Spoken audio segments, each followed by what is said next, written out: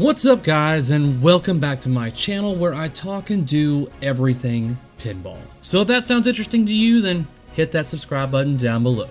So the Stranger Things stream last night with Jack Danger was going on, and I was going to do a video during it, or if not immediately after, but I chose not to.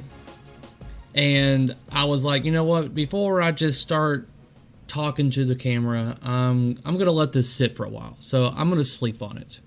That was my plan. And so that's what I did. And I woke up this morning and continued to think about it, and my opinion is still the same. Sleeping on it did not change the fact that the stream was overall very boring. I had no urge to play this game. Let me bring up the video for the stream right here that gives you something else to look at while you're having to listen to me. So the overall feel to this game, to me,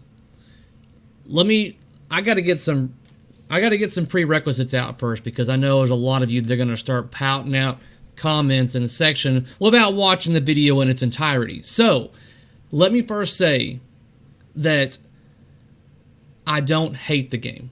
I don't dislike the game. I'm just not going to get it. It doesn't appeal to me. I'm not telling you what you should or should not do with your money. You can do what you please. I completely understand that these games are not something that is easily made. This is something that takes up a designer's life for at least 18 months, to where they are putting all the time and effort and ideas and everything into place for this game. And it's not just the designers, guys, it's artwork, all this, everything that you see is an accommodation of 18 months of a lot of people working together to make something. So I'm not one of those that's going to sit here and just completely demolish what work someone has put all this effort into, guys. I'm not.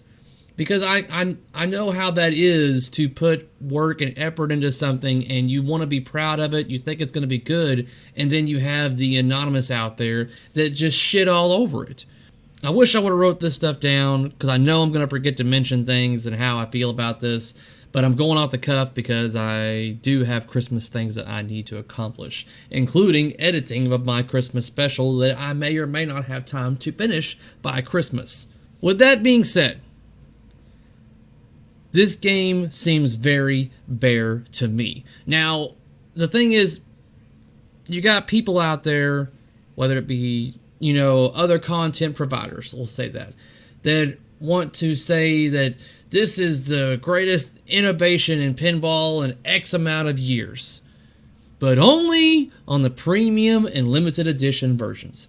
And they want to talk about how great this innovation is, and to show off the game, they show us the pro version that doesn't even incorporate what they're wanting to brag about.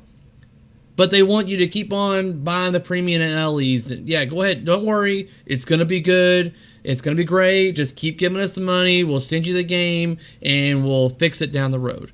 And the reason why I say they'll fix it down the road, because I'm pretty damn sure that they have not got this projection thing down just yet. They're still working on a lot of either bugs or issues or getting things to project just right, and they didn't feel it was show worthy. You know they've got a premium or an LE sitting there ready to go because they had one for a trailer. So there's a game ready to go, but they chose to show us the Pro. And the only reason behind that is because it wasn't ready. Or they're not proud enough, or they don't feel confident enough to show us that version yet.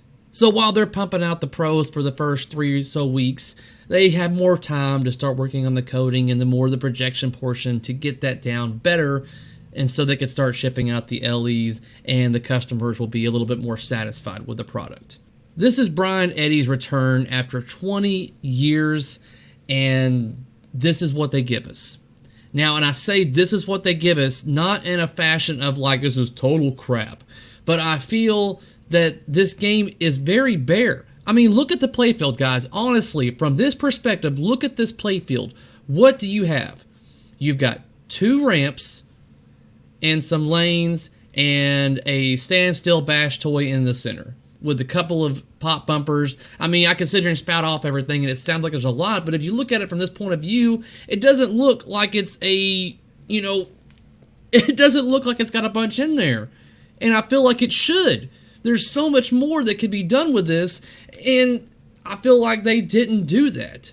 And I know that the primary rebuttal that everyone's going to say when it comes to this game, or any game for that matter, is the code. They're still working on the code. The code's going to make or break the game. The code's going to be the end all to what all.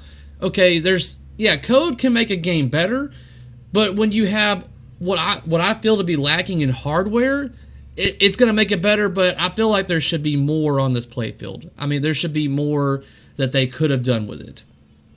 But the reason why they didn't do more with this, the reason why they went with a fan layout, is because the limitations of the projector. It's like, we want to put the projector in a game, we think it's going to be really cool, but in order for it to work, it has to be a fan layout. We can't have any obstructions. They're cutting their own feet off right here. That's the way I look at it. It's like, we want to do this, but we have to make certain restrictions in order for it to work. This hobby is very subjective, guys. Pinball is very subjective. So all I can say is, for those that do not have the same feelings as you do for a particular game, such as this for Stranger Things, don't take it personally or to heart, or think that the person is ignorant and doesn't know what they're talking about because they don't agree with your thinking. The games that I purchase and the games that I keep are those that I find entertaining. And I guarantee you, I could go through my collection right here and people could say that game is crap, that game is crap, and that game is crap. Because everyone likes different things. So, with that being said, this is a game that doesn't strike my fancy. It doesn't. That's just me. If other people enjoy it and want to get it, then that's fine. Go ahead. But don't strike down those that want to disagree and have their reasonings behind that. Whenever I was watching the Jurassic Park stream, I was excited. I was texting my friends. We were talking back and forth about how awesome this game looks and how they cannot wait to play it.